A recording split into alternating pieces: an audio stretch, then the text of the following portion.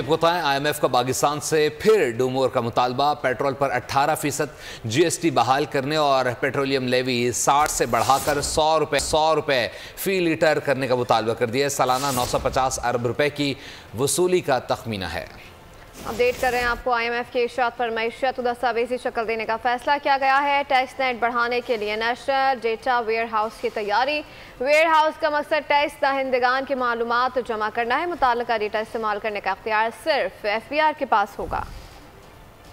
कर्ज लेना तो शराइत तो मानना होंगी। हुकूमत IMF के एक और हुक्म की तामील के लिए तैयार। मईशत को दस्तावेजी सूरत में लाने का फैसला कर लिया। टैक्स नेट बढ़ाने के लिए नेशनल डेटा वेयर हाउस की तैयारी का आगाज कर दिया। वेयर हाउस का मकसद टैक्स नादहिंदगान की मालूमात इकट्ठी करना है। मुताल्लिका डेटा इस्तेमाल करने का इख्तियार सिर्फ FBR के पास होगा। शराइत को अमली जामा पहनाने के लिए नादरा और कमर्शियल बैंकों समेत मुख्तलिफ इदारों से डेटा इकट्ठा किया जाने लगा। सूबों की मदद भी ली जा रही है।